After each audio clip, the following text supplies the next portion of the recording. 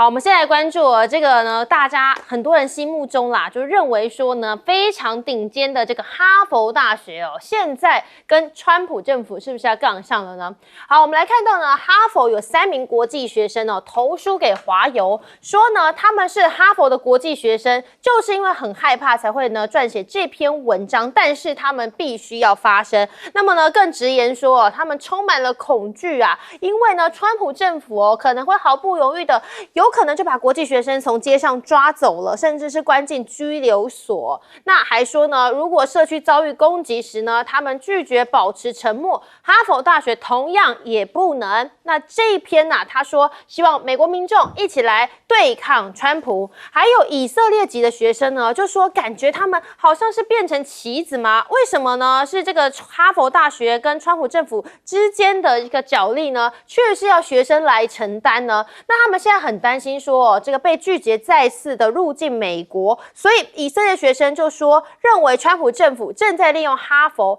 发起一场远超过哈佛的斗争，而且呢，政府就是要借此打压跟当局理念不一样的思想，不是真正关心所谓犹太学生或是以色列学生的安全。那另外呢，是在哈佛其实有很多的中国留学生嘛，所以呢，中国学子啊，他们说经历了一场惊魂记，因为在这个校内国际的办公室电话呢被打爆之外呢，他们还说现在几乎可能是无处可躲啊，说这是哈佛难民哦。那当然，在哈佛呢，有中国学者就说：“好吧，你要这么做也好啦，因为这代表什么呢？未来你的人才会流失，你的科研优势都会因此而不见哦。”他就说到这个时候啊，能够离开美国也好，因为呢，美国高校的这个科研资金跟国际化这些优势，都因为川普的这样禁令，已经是在快速的流失当中了。好，但是你看到川普现在在做什么呢？他是想要甩锅给中国吗？怎么说呢？因为现在美国政府啊，针对哈佛的这样的行动哦，结果呢，已经可以追溯到1个月前。可是不到1周之前，美国政府呢，才临时的提出说要调查哈佛跟中国的关系。那路透更直言说呢，哈佛跟中国的联系长期以来是这间学校的资产，但是随着中美关系的恶化，川普政府呢还不断指责这间学校的校园被北京支持的影响力行动带来困扰。那所以这样的联系呢，对哈佛来讲变成是了负担。好，可是美国现在啊，整个战狼外交啊，在亚洲地区似乎也是吃力不讨好哦。因为你现在看，除了刚刚讲到啊，拿哈佛的国际生开刀之外呢，美中啊似乎陷入一场影响力的争夺战哦。就是说我来看看到底谁影响力会比较大。那川普政府呢，这样子的这个决策呢，恐怕会危及很多学子们他们原本要去美国念大学这样子的梦想哦。那如果这项做法延伸到其他学校的话呢，美国恐怕也会失去争取下一代人才的机会。还有呢，是在经济影响力方面哦。与此同时呢，白宫也不断的恶化跟盟国还有贸易伙伴的关系哦。这对白宫来讲当然是很不利的。那我们为什么会这样讲呢？你看一下加拿大对于川普这场哈佛之争啊，保持沉默啊。为什么呢？因为加拿大总理这个卡尼的女儿，她才刚读完1年级，所以她自己呢现在恐怕也不好多说。那加拿大呢，就是除了中国以外，另一群哈佛留学生的大户所以你现在川普打出这样的抗中牌啊，似乎也打到自己的盟友加拿大了。这未来美加关系恐怕也会受到影响。好，可是川普呢，当然现在呢，他这个利益优先至上尤其是白人主义啊。美国国务院的员工就说他们最近打开了电子邮件发现一份新的风格指南文件档，那其中就规定他们说可以使用哪些语言啊，哪些语言是不能使用的啊。结果根据这份指南当中呢，就说这出于种族或是民族动机的暴力极端主义这一词呢，也就是说这个 PMVE 已经被禁止了。好，这 PMVE 是什么意思呢？就是国内种族极端分子但我们就想到说你看到之前这个有受害者的儿子啊，他曾经呢就说他的爸妈在2020年的时候，农场里头被6名男子谋杀了，所以呢他在葬礼当天，他们就设立了十字架当作纪念。但是这样的片段呢，竟然被国际电视台给播出了。而与川普说法相反是什么呢？他说这是那条路边从未埋葬过的尸体哦，白色十字架也不标记坟墓。还有另外是你看到在南非呢，白人居民啊也谴责川普咯，连白人自己呢都说川普这样的种族灭绝指控哦。那他就说呢，南非啊在西开普省哦，有白人居民就驳斥川普有关于南非发生白人种族灭绝的言论哦。那居民就强调说，所有人都可能会犯罪啊。那当然，在比较贫穷或是资金比较少的地方，犯罪率确实会比较高。但是呢，这个跟黑人跟你是白人是没有关系的。他就提到说，川普的言论啊，这是具有误导性的，可能对于南非的社会会造成非常大的危害哦。来，彬哥怎么看？说现在啊，哈佛学生啊，恐怕呢，就是国际学生很担心之外啊，还可能整个火烧到自己的盟友。现在恐怕不是单纯哈佛的问题，因为川普会对哈佛下这样的重手，他未来对其他学校大概也会如此。所以这个恐怕会引起美国全国性的这样的一个反应。那可是我实在是不知道川普到底打算怎样，他是要把手完全伸进教育这一块嘛，就是要去干涉所有学校的校内，包括言论自由，包括要去审核这些国际学生吗？那以后吓到这些国际学生都不敢来美国之后，这对美国真的是件好事吗？所以我真的觉得川普应该要去思考他这样做的真实目的到底是什么。虽然他的借口是说有人在反犹太主义啊，或者说这个哈佛跟中国大陆过从甚密啊，那问题是这跟其他学校的其他国际的学生有什么关系？如果你今天单纯针对的是中国大陆的学生，那应该禁止中国，对，你禁止中国大陆就好。那你对所有的全部的国际学生开干，你到底是为了什么？因为看起来是整个冲着哈佛来的，那实际上可能也会扩散到其他的学校，所以我真的不知道川普这样搞下去，其实除了让美国自己的信誉受到重创，然后让美国未来人才的来路越来越少之外，我真的不知道他能够达到什么目的。那实际上，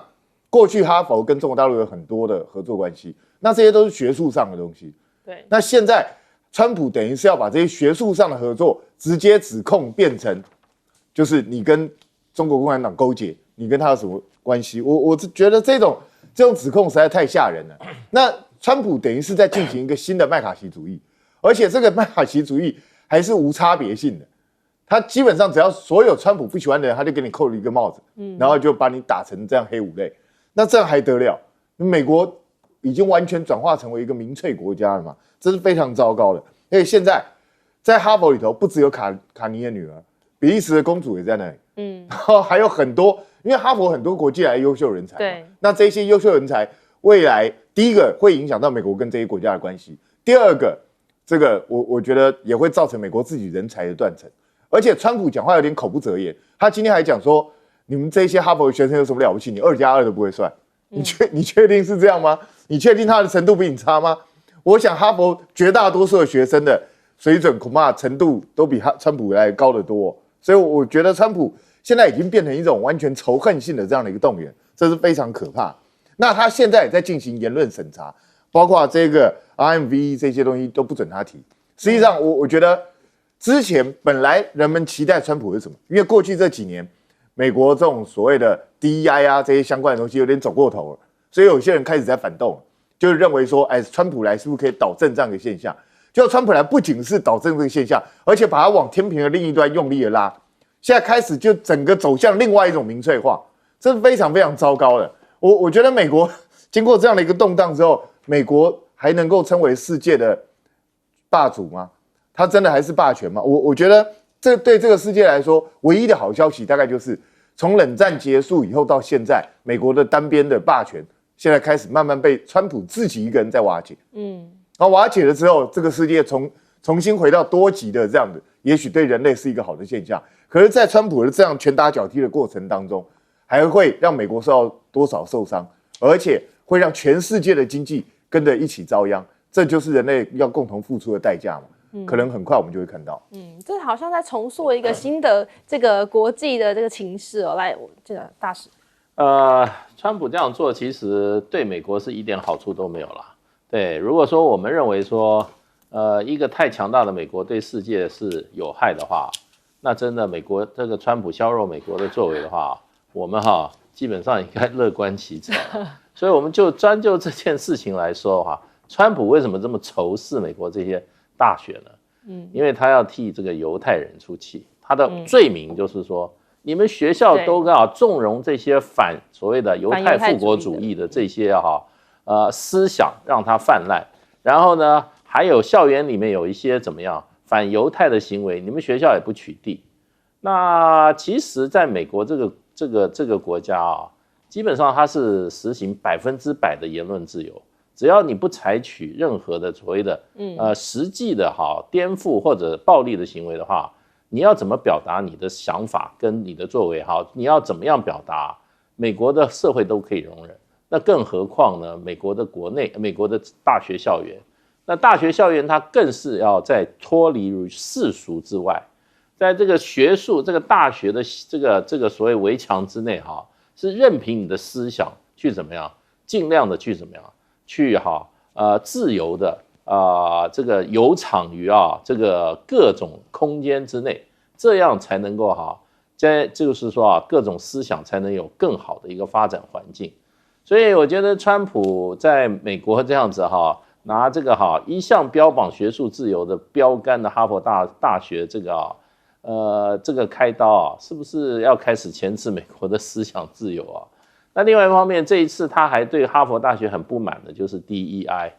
他认为就是说美国这些学术机构跟这个 DEI 没有划分，怎么讲呢？划清界限清楚。这里面最主要就是说这些大学有他自己的所谓的招生的一些标准。那这些招生的里面就有什么？就有多元化方案在里面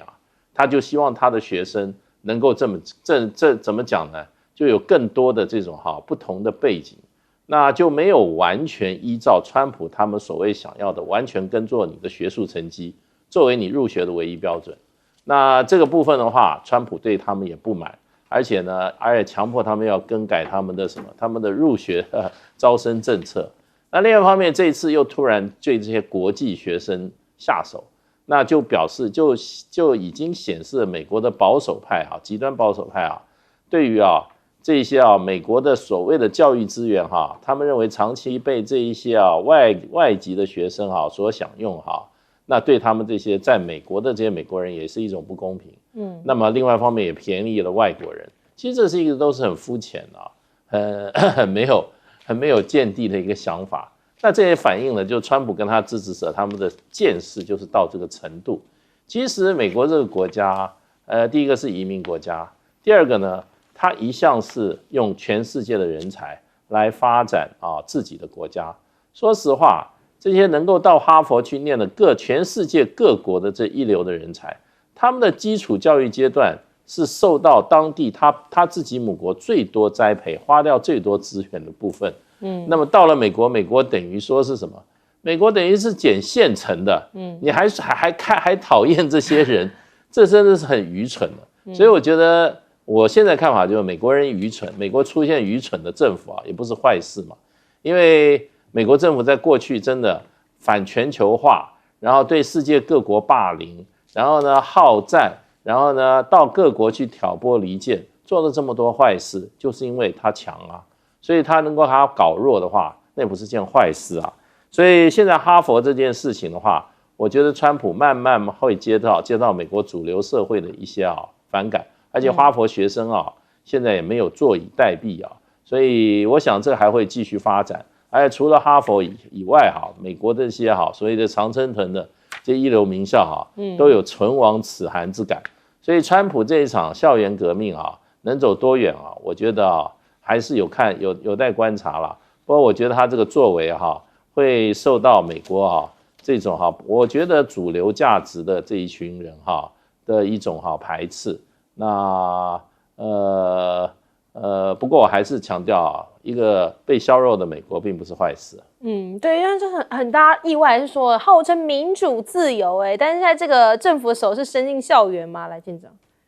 伸进校园一点都不令人意外怎么说？如果家里有孩子是在美国就读的话，相信在今年的年初也就是川普总统他还没有就任的时候，大概国际学生都已经收到一封学校的对于国际学生的信函，就是要求国际学生你尽可能不要返国，待在美国。为什么？因为你如果返回台湾，返回中国大陆，那可能你就回不来了。那这个在川普上任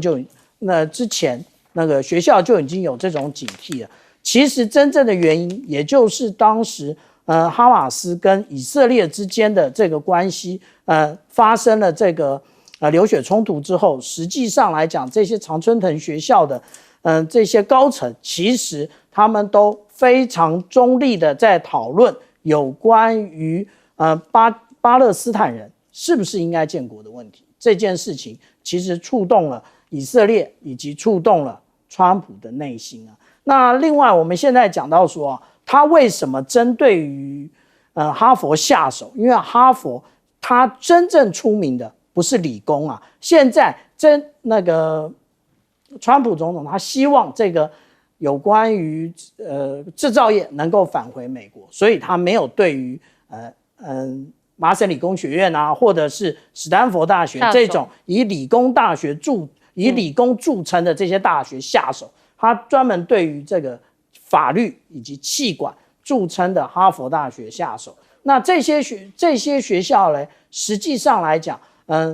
因为他们当初的学术自由，对于法律有一定的中立的看法，然后对于企管，也就是对于这个公司的治理也有一定的要求，那他们才能够不断的教导学生嘛。那结果让那个董王川普其实不太高兴啊。那这个不高兴呢，其实也就是反映在他的战狼外交之上。他的战狼外交其实我们在很多地方也看得到，不过有用吗？其实没用。为什么？因为现在德国已经在对哈佛招手了，也就是你可以建构一个流亡校园，就是直接的到德国去建立分校，而且这个香港理工大学也对于这些哈佛大学的学生发出 offer， 你是哈佛的学生，我都欢迎你来。这个就是刚刚所讲到的人才流失的部分。而且今年现在有收到哈佛大学这个入学邀请的这些学生，他一定还有收到我们刚刚讲到，不管是斯坦福啊，或者是其他学校的这一些同意函啊，他这个时候就会做出选择，甚至他会选择中国大陆的学校，或者是香港的学校，然后以后人才向中国大陆集中，美国只会输得更多。只怕其他这个学校的学生有寒蝉效应。我休息一下，马上回来。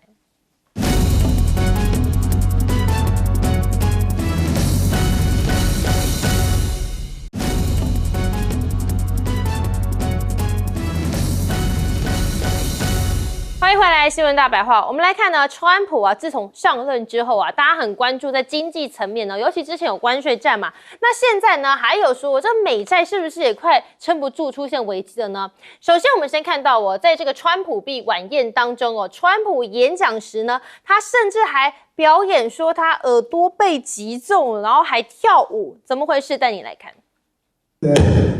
Oops.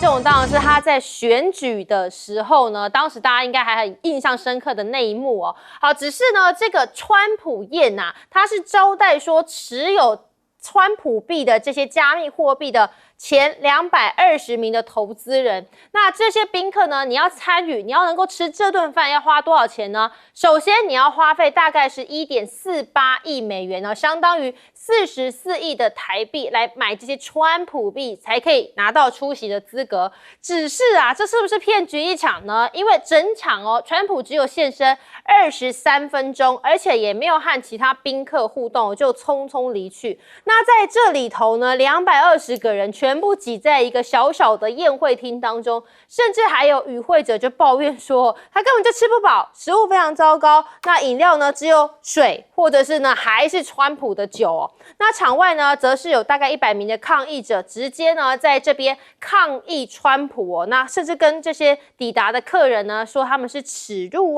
等等的。那抗议者呢拿着标语就是说要他们停止川普的加密货币腐败还说啊民主不是让你拿来出售的说这一场晚宴根本就是一个骗局。那在晚宴结束之后呢，川普币的价格在23号的上午马上就跌超过1%。不过呢，你看川普他持续的喊说加密货币很重要，而且呢，他不希望中国在加密货币的领域可以占据主导的地位所以呢，他也要采取一些积极的作为。只是川普这样子呢，还有推出的这个减税案他不是号称是大而美吗？可是却传出说会让富人受益。怎么说呢？因为你看整个明年呢，在减税会有60%会流向收入最高的那20%的一群人，所以也就是说，富人将平均可以减税12600多美元，但是穷人呢却只获得160美元的减税那你这个川普，你这样的政策到底是想要对谁好，对谁有利呢？低收入的美国人恐怕会感受到整个变化影响是更大的。那反而呢是有钱人还会因为减税带来更多的意外之财。所以呢，共和党现在还提议说把美国婴儿要变成小投资者，像所谓的这个川普账户注入1000美元。好，所以他们自己现在国内有很多经济上的这个问题，可是呢，美债却可能也发生危机吗？因为美国打算要松绑规定鼓励大家持有公债贝森特甚至提到说，美国监管机关最快在今年夏天就会松绑限制银行这个交易资本的规定估计可以使美债殖利率下滑数十个基点。但是呢，你看川普像苹果欧盟却挑起了一轮的战火之后关税战火之后，你看贝森特现在呢是要急着帮他灭火，甚至还说川普在2月份下令暂停成立主权财富基金的计划，就是因为川普将会优先考量偿还国家的债务这是不是都代表说美债现在可能会陷入一个非常大的为难的状况呢？还有是美债大跌现在说幕后推手会不会就是日本？因为日本呢长期他们呢公债殖利率暴力式上涨，这也是导致过去1个月美债大跌的主要推手另外是还说要化解日债危机日本政府还可能不得不要求他们的国营机构大举买进日债来筹措资金，那钱就饼那么大嘛，所以呢，既然要买日债，那怎么办呢？他们恐怕呢就会抛售美债。只是美国呢现在还陷入是晶片战了，因为辉达现在不是说呢，他们也要来持续的推展晶片AI 市场吗？那路透就是说他们会打造一个中国市场中国版的晶片而且售价可以砍半，所以很便宜又好用。那最快呢6月就可以启动量产了。还有呢，现在更说华为他们有一款新的这个晶片号称是5奈米工艺而且呢这个实现说跟鸿蒙系统的深度一个合约那说在这个部分呢是有一个非常大的技术突破的。不过先不论这到底真假啦，现在既然呢连中国的手机有外媒记者说因此呢他们被推坑了，我们带你来看。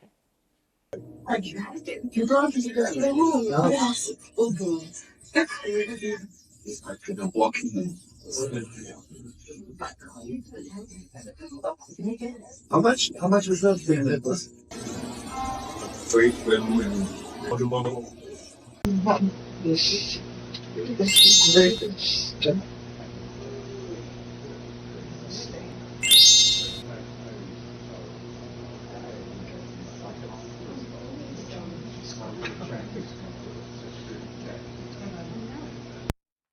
简单来讲就是 CP 值啦 ，CP 值才是消费者想要的嘛。好，来宾哥怎么看呢？现在川普是不是塑造成一个大骗局金融骗局？不是，我觉得美国真的是个很奇妙的国家总统可以带头炒股票，总统带头卖这个，其实看得有点傻眼。对，你说怎么会这样？这国家到底在干嘛？我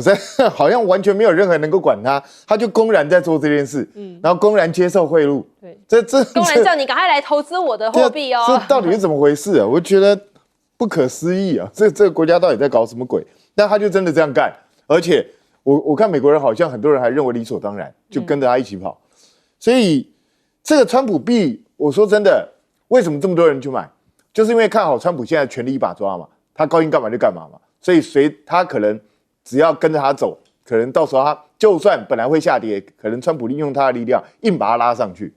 所以都是为了抢快钱嘛，就是这样。那你说对那些投机客来讲，这当然很有吸引力啊。那可是我觉得川普也太小气了一点，就你把人家这些都投资大户，就弄来吃这种东西，也会太恶劣一点。44亿台币吃这个，对啊，场地也弄好看一点嘛。实际上他这一场如果办得好的话，也许他的川普币还会再飙升一阵子，就搞成这个样子就太难看了。所以我觉得省这种小钱干嘛？川普也是蛮无聊的。那可是呢？其实你可以看得出来，川普的政策虽然表面上都是说让美国再次伟大，说要照顾平民百姓啊，干嘛？可是实际上他在照顾的一直都是富人，都是在照顾再次伟大，对他都是在照顾他自己的朋友，所以这些朋友当然你就支持他。可是问题是，你看这个减税幅度对富人如此之高，然后对穷人如此之低，这个不会引起美国一般穷人的反弹吗？所以我觉得。恐怕很多人会对川普感到非常失望，也就是他们本来期待川普上来是要解决穷人的问题，结果他一心想的只是解决富人的问题，这个其实非常的不妙。然后他的关税政策到现在其实已经为他自己带来大麻烦，他现在又要跟欧洲开战，对，然后跟欧洲要一下子喊说6月1号开始我就要再加50%的税，那连前面的25%税不是75%，那还得了？那就是直接跟欧洲断绝往来吗？那欧洲承不承受得起是一回事，美国承受得起吗？所以我觉得川普在做这些政策的时候，虽然大家知道他是嘘声恫吓，可是你喊出一个人家根本不可能会接受的东西，那请问一下，人家要怎么跟你谈这个东西？我真的觉得川普的谈判策略，以前我们认为川普谈判策略应该是很高明的，现在看起来我觉得他蠢得蛮厉害，我都不知道他到底在搞什么鬼。那现在日债出现重大危机了，殖利率一下飙高，殖利率飙得越高，表示它垮得越快。那请大家注意哦，全世界每一次有大型的金融危机的时候，大部分都是从日本出现，从日本的股债市出现。所以现在日债出现这样的东西是个警讯，会不会就此开始全世界进入经济大恐慌？这个都很难讲。所以只要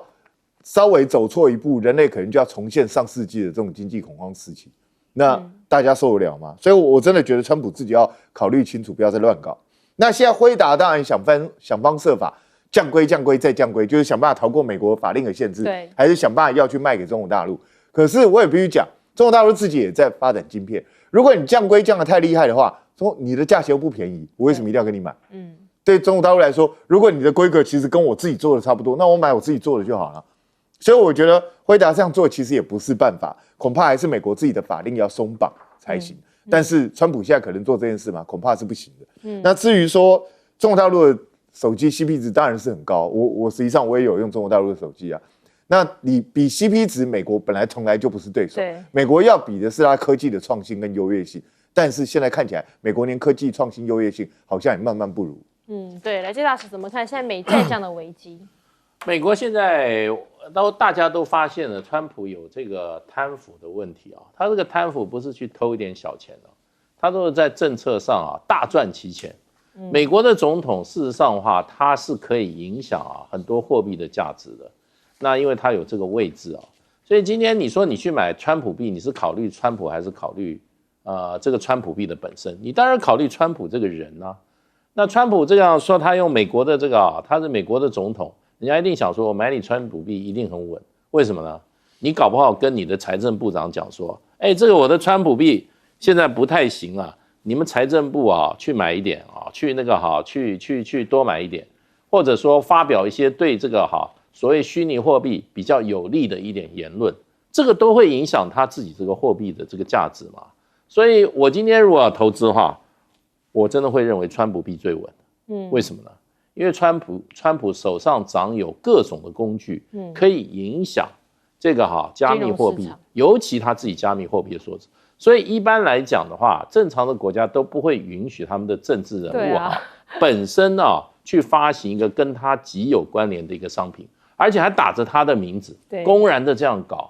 你知道我们在台湾的话，我们事实上的话，政治人物你的财产要交付信托的。就是说你不能够再经营你自己的产业，也许你家里很有钱，可是呢，你不能去炒，你不能很多事情都不行。然后上市公司的这些重要的敏感人士也不能炒股票要不然你就是内线交易所以现在川普的作为事实上，我今天上午还在看一个美国一个国会议员他在国会也批评川普的10大贪腐案，每个讲的都振振有词。那比如说他除了这个川普币之外，另外还提了一个，就是说你知道梅拉尼他的老婆最近要把他的他的这个传记要开始出版了，你知道他的权利金多少钱吗？多少？4000万美金。4000万美金。你在这个时候，你作为你一个美国的总统的第一夫人，当然你有市场价值啊，可你居然用你这个身份赚了4000万美金，而且他还有他的儿子还搞了很多什么私人俱乐部，然后就变成就是说我在华府办私人俱乐部，你一个入场你要一个会员50万美金，100万美金，没有什么啊，就是大家来交朋友啊。请问一下，大家想不想跟你的儿子交朋友？对，如果有事情的话，找川普的儿子，找川普帮忙。川普每天都在写行政命令啊，那个行政命令一下来，今天不是这个你看最近他放宽所谓的这个美国的核电业的发展，那个如果说他这个行政命令下来，我今天是核电业相关的业者，我不是开始大赚其钱吗？另外还有就别人就说，还有一个他很大的一个问题。就是说，他把他的一些重大的这个政策的机密事先透露给他的朋友，比如说他搞这个所谓的对等关税的时候，他开始之后他就说大家放心啊，大家赶快去买股票。然后有一次他在接见他几个富豪朋友的时候，当着大家面说，他好厉害，他赚了20亿他一天赚了20亿美金。那你一个政策下来都知道啊。你今天如果说你要推动这个所谓相对关税，你第2天股票一定大跌嘛。那你过2天以后，你跟中国大陆谈判妥协以后，那你相关的你要相关股票不是要大涨了吗？这些都是内线交易。所以川普的作为是在美国总统说现在国际社会没有一个领袖敢他像这样做，真的。可是我认为他会负责的，迟早有一天，而且很快。来舰长。川普老了，那他未来呢？他可能觉得他有一届没了。对，那其实我们刚刚讲到说有关于川普他个人的贪腐的问题第一个，从他第2任上任以来，他从这个卡达到塞尔维亚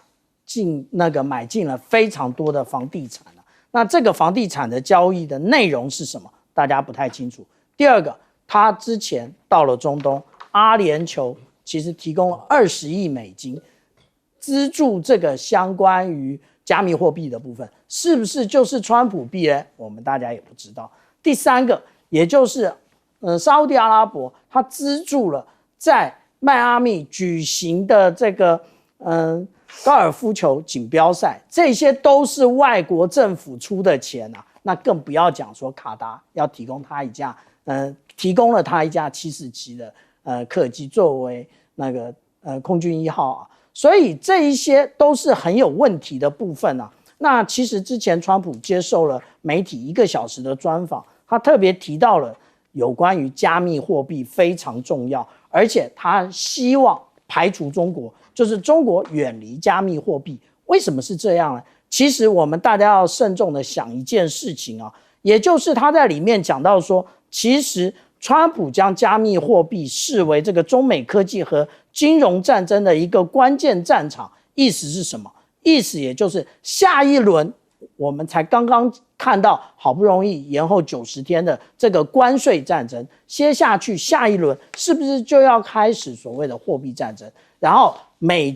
元大幅度的贬值。这个时候他在之前他跟他的富豪朋友们早就已经换成川普币了，不会受到这个美元贬值的影响。这一个就是中间最大的那个影响的部分。另外我们看这个有关于《纽约时报》就讲说他办了这一个晚宴光这个晚宴他的这一个川普币就上涨了60%，看看多可怕。但是在他这个宴会场所的外面有非常多人进行抗议，因为其实这一些群魔乱舞都是有钱人的那个飨宴而已。但是他不但赚了钱，然后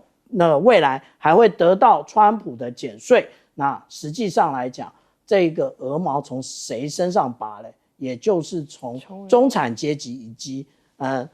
低收入者身上拔，那个就是惨上加惨。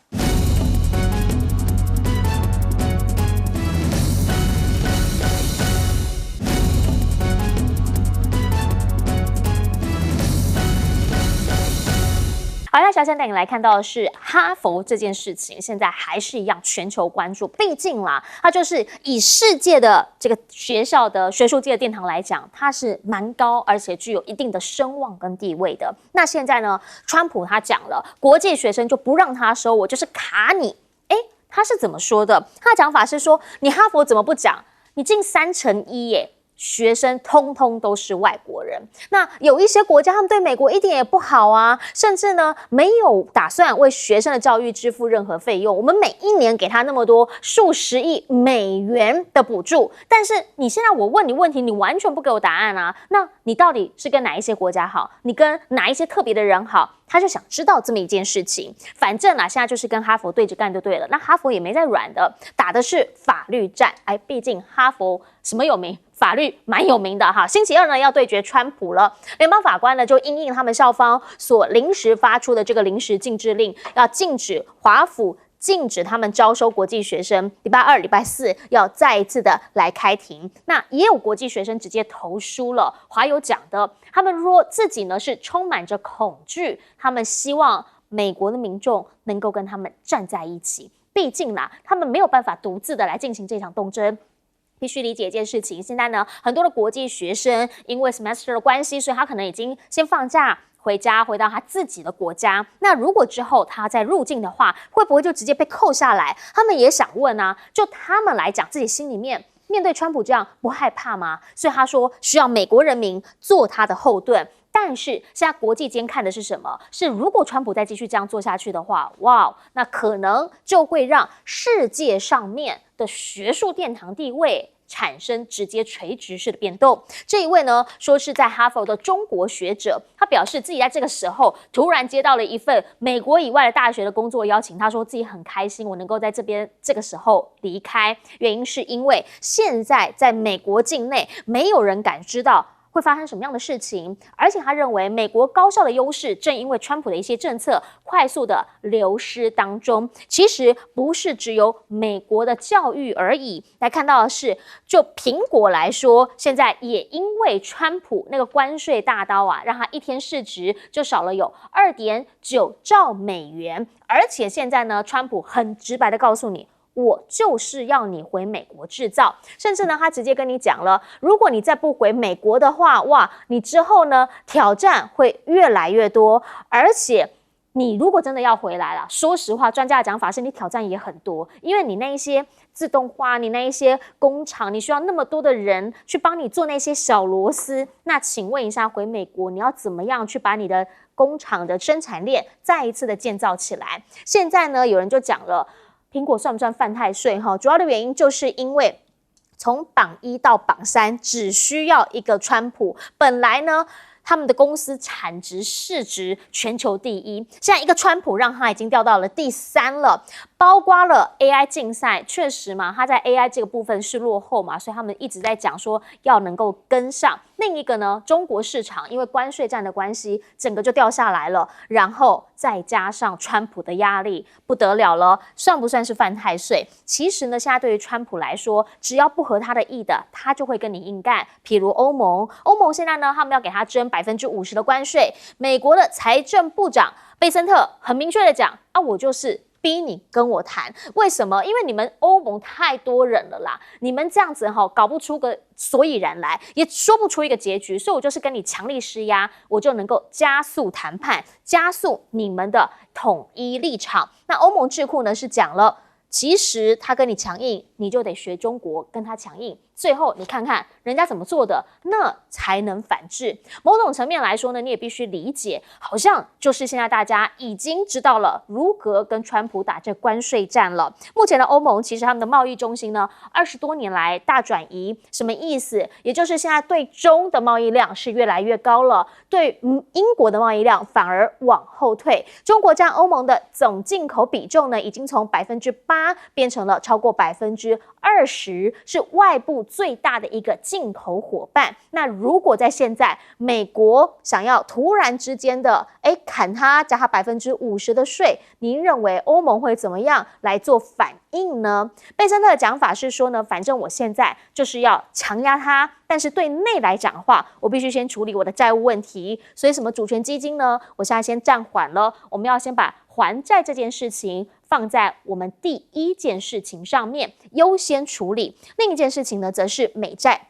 美债现在讲了，说为什么会这样跌？有人说是因为全球的债市有一个不定时的炸弹。这2天日债蛮多人在讨论的哈，最主要原因就是因为高盛的报告发现了日本30年期的公债已经为G4国债殖利率贡献大概80个基点的上涨压力。也就是说，现在有人有一种讲法叫做日本在卖美债救他们自己的国债。那目前看起来，在他们的汇市以及在他们的股市上面，并没有看到太深的影响。但是呢，在债市这个部分，好像已经开始产生外溢效应，特别是对于其他国家的20、30年期的长债来讲，已经出现了一些殖利率的变化。那会不会在这个时候给川普再雪上加霜一过？这个其实呢，就是美国他们现在可能很多投资人也都很在意的一件事情。所以回过头来请教一下杨老师，你怎么样来看川普？其实现在事情很多，但我真不明白为什么他这个时候要跟哈佛杠上，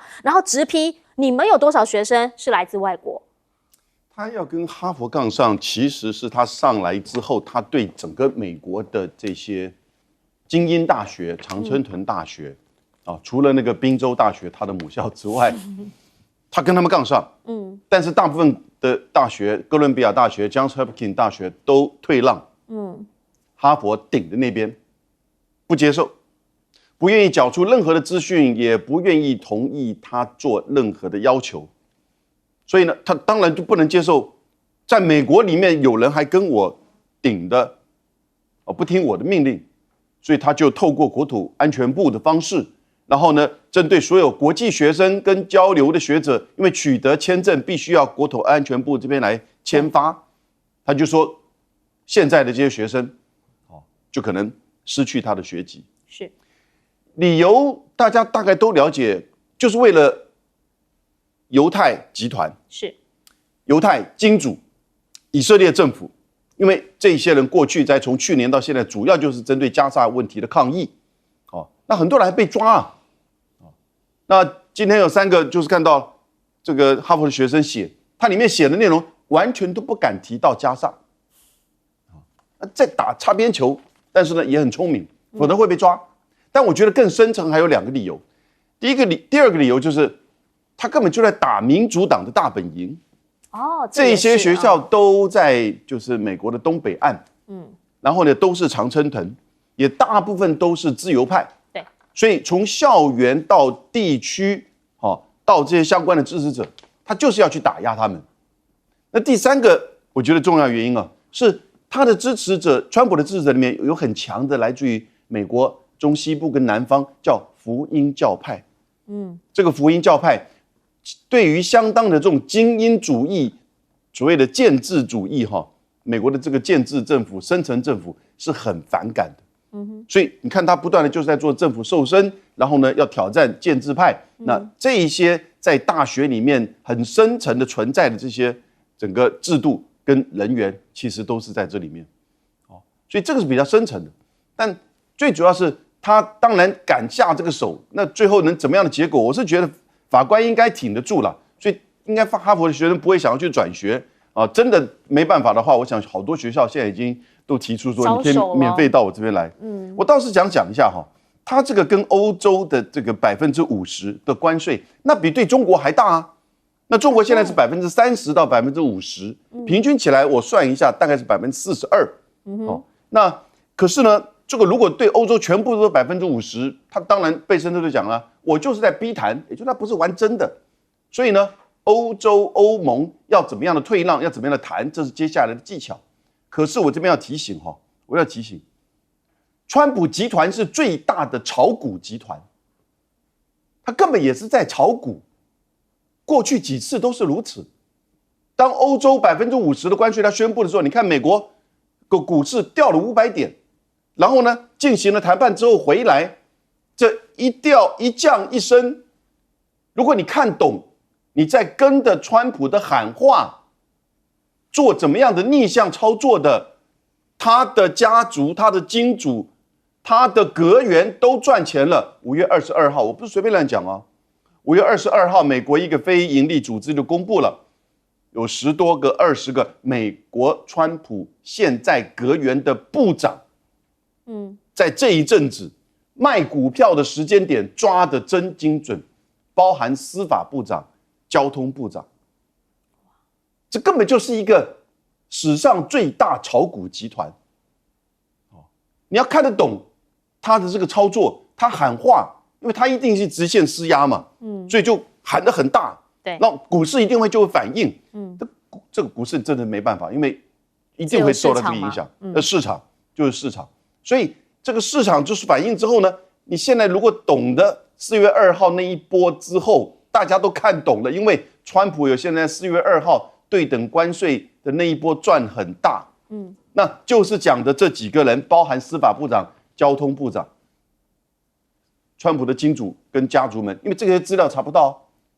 我觉得这里面呢，其实也有这种炒股的嫌疑，所以我说川普集团是史上最大炒股集团。是，来请教一下左老师，您会怎么看？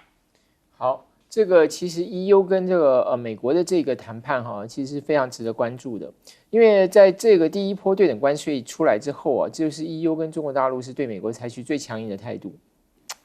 那现在川普这边的这个顾问们抱怨说，好像这个进展很缓慢。当然，其实 EU 本身有它结构上的限制啦，我觉得不是问题，因为它毕竟是一个27个国家组合，因为它所有的决定如果要通过的话，它是要55%的这个55%的国家，65%的人口，所以最起码在27个国家里头要有15个国家要同意。那这15个国家占65%人口，所以它本身程序的确是一定要得到一定程度的共识但还有一个原因是什么？就是现在 EU 负责主谈的这个代表，就是他的这个贸易代表，事实上他是来自斯洛伐克的一个外交官那他也曾经想去选过斯洛伐克总统，所以他本身不是出自一个大国嘛。当然，我认为最主要的原因还有一个是他在过去这一年，在2023年到2024年，他主要是负责推动 EU 的这个什么呢？就是绿色行动计划。那所以说，现在川普政府跟 EU 之间主要卡的这个贸易问题，最大的是什么？它主要最大的就是一个是欧盟的所谓的这个环境税，这个所谓的这个边境碳税嘛。那包括还有什么呢？包括就是欧盟的这个所谓的食品安全的这个标准，这两个都对于美国产品要进入欧洲会带来很大的一个障碍。那这个问题本来就是你这个贸易谈判代表他本来一直在推动的事情，所以当然他在推动上其实也会有困难。那当然还有一个就是说，他现在主要是他1打2了，因为美国他的这个贸易他的对口是美国贸易代表，还有一个是美国的商务部长当然他们最近大概是见了3次。我觉得听起来好像比我们的这个最高的这个负责人，我们那个谈判代表的，我们谈判团队的最高负责人跟到美国去的时间次数还要多。不过因为欧盟它是27个国家，所以是要复杂很多。因此现在看起来他们还没有真的就是说触及到这些核心问题的解决方案，因此才会使它整体的卡关。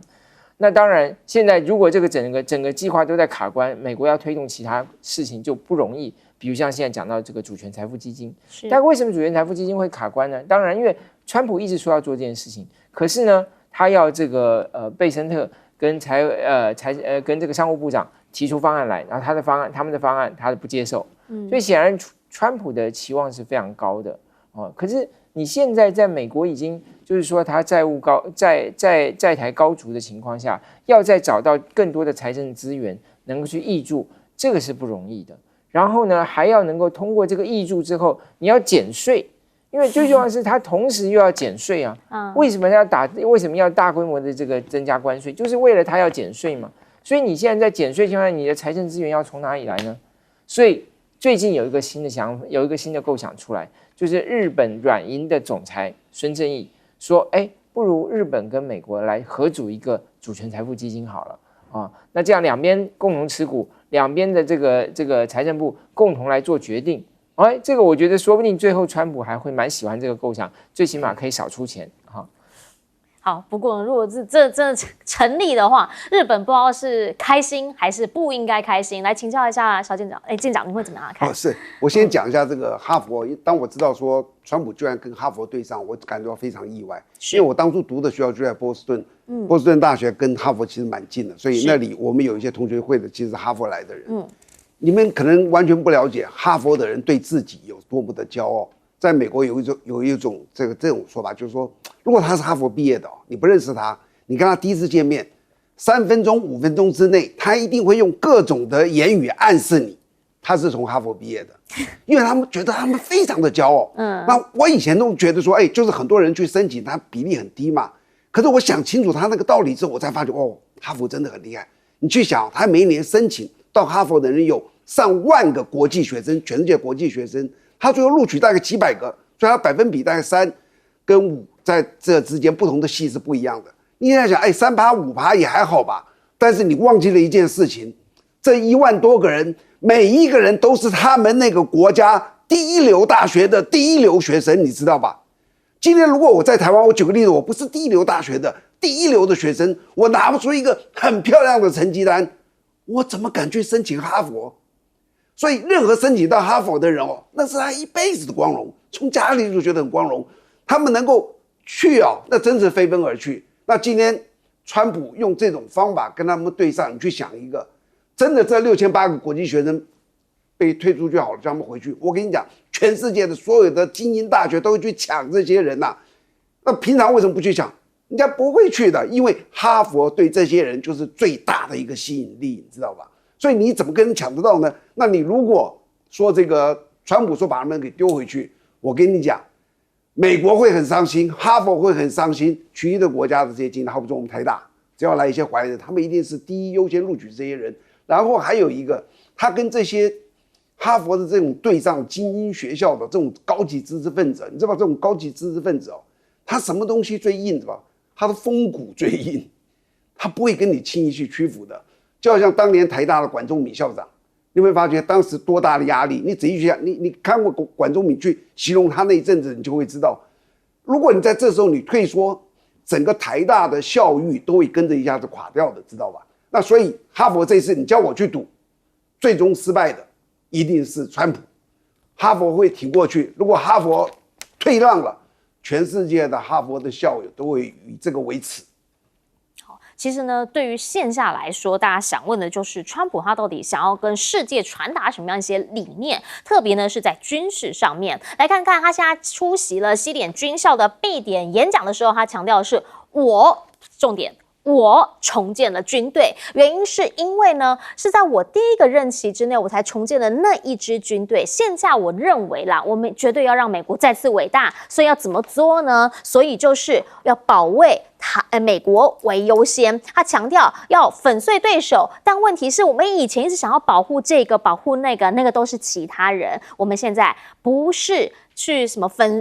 举办变装秀，或者是去保护别人，我们要粉碎对手，我们要保护自己。讲是这样讲，但他怎么做？首先，他在国安会这边裁员，编制350人，他砍半了。那大家想问，这个做法代表着什么？原因是因为被遣返的人当中呢，只保留了少数的高层主管。那所以很多人的讲法就是说，是不是就是要确保总统的特权不受任何替代方案的挑战？但是问题是，他想要掌权，他不想要把这个东西权力下放，他想要有一种讲法叫清洗白宫啦，就是里面都是我的人，以我为主。另一个部分呢，则是大家都是突然接到通知的，所以大家也不知道为什么会这样。而且中国事务的相关人员，这个其实不就是在拜登他们任内的时候所设置的办公室吗？通通无一幸免，除了一位高级主任之外，大家全部回家。所以呢，大家现在就看到了从国安方面的疑虑到经济引擎，到底为什么川普会有这么多的变化？譬如了，在选举的时候呢，美日钢铁合作案那个时候吵得可凶嘞。川普一再的讲，绝对不能够让日本拿去等等等。但现在呢，突然之间有一些转圜的余地哦。最主要原因就是因为现在还要支持日本制铁还有美国钢铁之间的合作计划，还说这个是宾州历史上最大规模的投资案。当然啦，日本公司在这一块特别是像石破茂来说，也有提到这一块，就能够为你创造很多很多的就业机会。强调绝对美国制造也会让你美国优先。可是原本他们所强调的那个本土所有权不能让日本进来的那个意向，现在好像开始因为这一些的可以谈，所以慢慢的放下。再来啦，就是现在他也需要日本的一些帮忙。好，先前呢去韩国这边谈造船，那现在呢还有另一个是什么？是现在他们要拥有全球最大的 LNG 船队。那这件事情呢，日本这边讲了，说好啦，那我不要跟中国订船了啦，反正现在呢，你们只要看到中国船，我也怕你以后会给他课税嘛，所以接下来他要转向其他的地方下定，可能是南韩的造船厂。这个事情呢，说竟然也变成了在这一次谈判关税的时候一个非常重要的筹码之一，也就是你跟中国的距离，以及你是不是真的加入我美国队。美国队里面现在有个成员不见了，最近真的很少看到他，Elon Musk。Musk 为什么呢？原因是因为呢，现在大家讲是不是其实在 X 平台上面下被大量转传的一个影片，说习近平跟川普站在一起啊，然后习近平呢一度双手插入口袋，但是川普看了他一眼之后，立刻抽出并立正。这样的事情是真的假的？是在打推特战吗？因为推特呢现在也传出说，竟然呢在24号全球大故障，有好几万的用户受到了影响。那马斯克现在正在忙什么？他其实就在忙他自己的事业，最主要就是因为他之前不是加入了他们的效率部吗？结果导致他自己的特斯拉完全的崩跌，所以现在回归24小时的工作状态，这对美国人来讲，这个叫超时工作呢。甚至他要到工厂里面去打地铺，大老板都去工厂了，你认为下面的人会是过什么样的日子呢？川普最近不太提到马斯克，人家就问，到底为什么连名字都不想提？那又是为什么现在他直接被冷处理？那些改革好像也都受阻了。发生什么事情？后来巴农出来爆料了。巴农是谁？他是呢，他第一任时候的一个哥们呐。其实呢，也算是每一个人都闹翻，他是少数比较没有闹翻的。他就直接跟大西洋讲，他说是因为马斯克想要接触国防部对中国作战的机密计划，然后那个时候川普不就直接下令吗？不让他碰。他说就是这样导致他跟马斯克的兄弟情变调。这个讲法是不是表示马斯克想要刺探些什么，被川普发现了？是这个讲法吗？来，回过头请教一下杨老师，您怎么样来看？川普现在呢强调我是第二任了，我第一任的时候干了很多好事，现在我要干更多事，就是让美国再次伟大。美国的国安会有350人，其实真的并不多。以他过去的角色跟功能那在国安政策的拟定、部会之间的政策协调，以及对总统的这个幕僚建议他350个人真的并不多。台湾的国安会大概应该在200人上下。我不知道现在有没有增加，应该有是增加。所以350人并不多。你说为瘦身，我觉得他也不是真的为这个政府瘦身。那你说他不分赃，他其实这个所有的大使都分赃给他的这个金主们，所以这个人不是说他不分赃那我觉得他其实是他认为他不需要国安幕僚，而且他过去的经验，从他第一任到他这一任的国安顾问，其实都跟他搞状况，然后呢，都跟他在就是表现出好像我比你还懂国安，我比你懂军事，我比你懂安全，我比你懂整个经济各个方面对于国安的影响，那总是有点高高在上，要不然就出状况搞事情，像这一次被派去联合国大使，然后他就把他整个给裁掉。那他不需要国安幕僚，为什么？因为他觉得他自己可以处理任何的事情，在所有的国安的议题上，这个就很危险。以美国这样总统的权力，他当然不可能这个万事都懂，然后议题跟议题之间的关联性会产生怎么样的影响？对国家安全或对经济、对政治产生的影响，国内的、国际的，其实这就是国安在看的东西。是那但是他的经济幕僚不会跟你想那么多啊，他的军事幕僚不会跟你想那么多啊，总是要有这些人在提醒你。但他不喜欢这些人，过去不断跟他搞状况，他觉得他自己可以 handle， 这就很危险。这危险代表着接下来没有人再帮他，比如说踩刹车或者提不同意见，他不需要不同意见。这也解释为什么马斯克要离开。有人说是因为他那个 Doge， 也就是政府效率部，功能阶段性的结束，好吧，我接受了，这很小的阶段。那第二个是说，特斯拉的股市掉了，这个不得了，掉了71%，在大陆的这个市占率也大幅的衰退。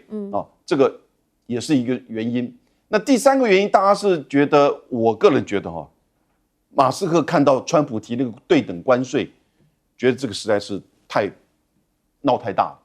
用这种方式来对全球的经贸以及科技的研究，你知道马斯克的起家，那就是来自于这些就是科研、新创，然后呢，整个在国际的贸易上，他才能够走到今天的。结果川普搞这个东西，我觉得跟马斯克一直以来的理念是不一样的，虽然他没有直讲。那我觉得另外一个原因就是，他不想要再去做川普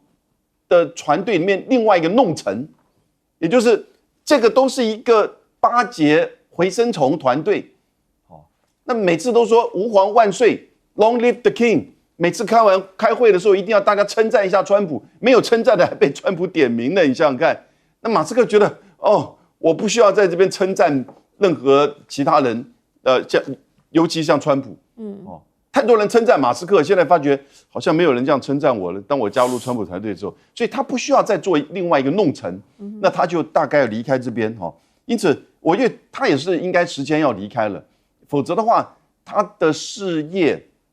他的这些新创会吸引不到更多的优秀的人。那但是呢，你不要忘记他还是临走之前，美国在弄那个叫金琼，也就是国家反飞弹系统。那他的 SpaceX 被认定，国防部长认定是在所有的这些企业当中唯一符合资格的，因为在未来的太空作战或者是轨道的这些相关的措施那 SpaceX 有它既有的现在的这个成就然后呢技术，因此将来他跟在就是川普政府的金琼计划合作，他一定是讲在前头的。所以这个人他虽然离开，但是他还是留了很大一块利益要被他独占。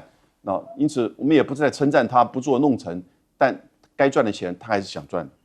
毕竟商人嘛，所以我是不是他还是需要跟他的股东来做报告的？但请教一下左老师，您会怎么样来看？原因是因为呢，现在就发现了，他其实呢很多东西是混在一起的比如说跟日本这一块要谈关税，但是其实有很多跟国安有关的、跟商业有关的混在一起了。没有错。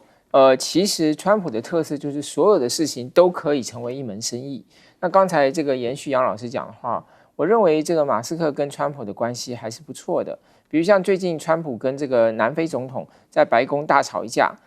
川普说：“哎呀，他这个在南非这个制造所谓的对白人的种族屠杀genocide，他用了非常重的词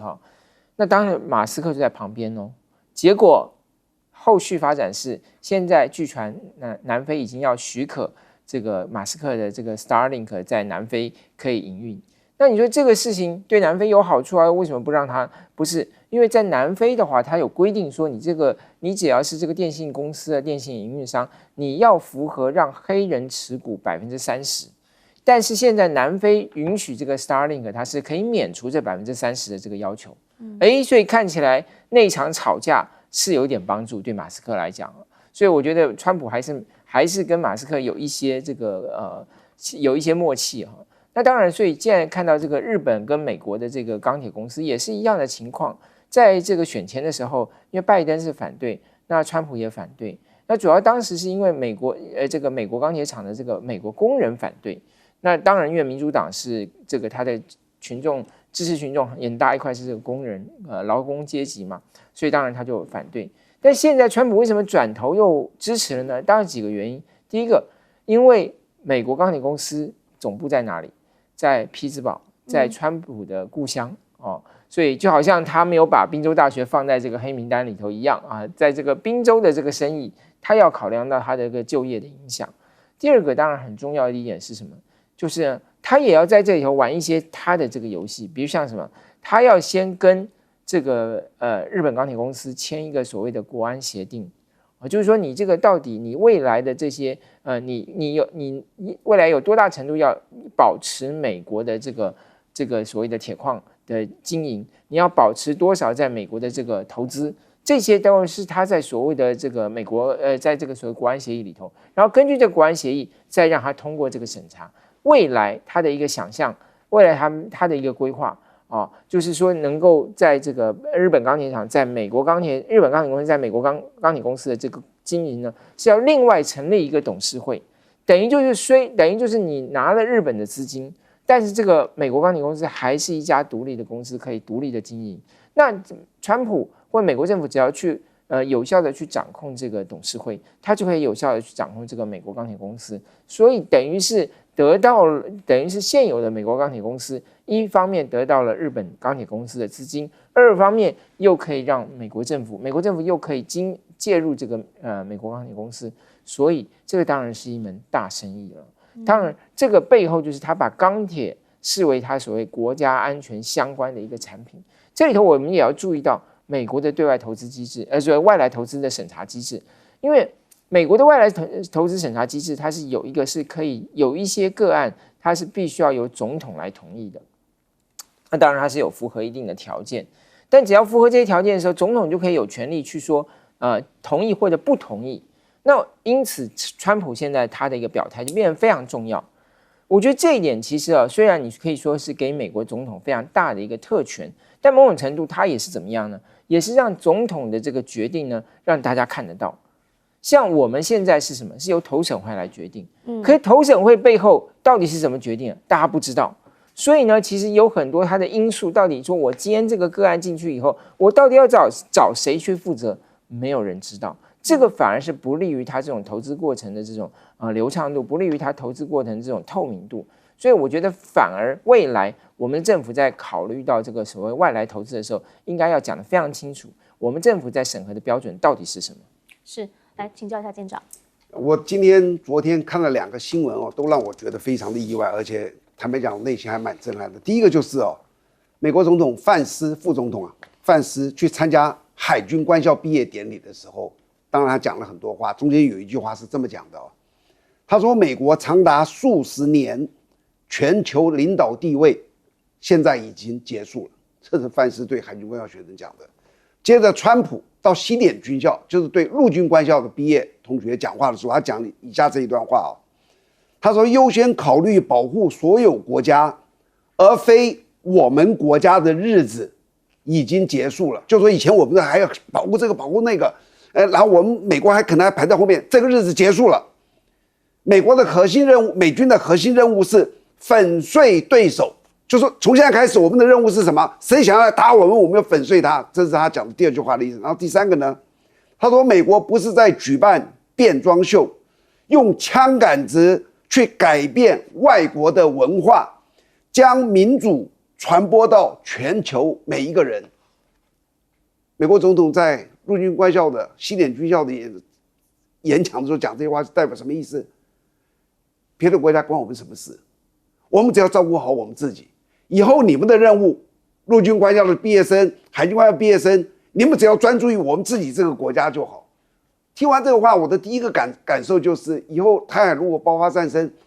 台湾怎么还有这么多的人认为美军会介入呢？我先不管这个对手是谁，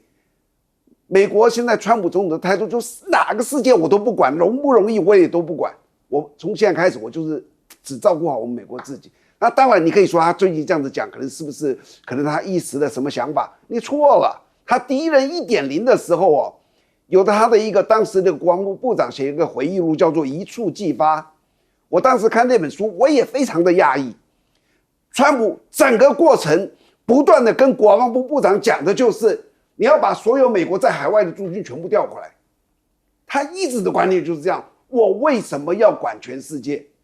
我只要管好我自己，我只要照顾好我们美国人民，我收好税，美国人民发财就行了。其他哪个国家是不是民主，哪个国家是不是能够怎么样，关我们什么事呢？所以我还是要讲，川普现在会慢慢的从很多地方都把军队抽回去，这是他的一直以来的念头。不要期望台海爆发战争，美军会介入，那是根本不可能的事情。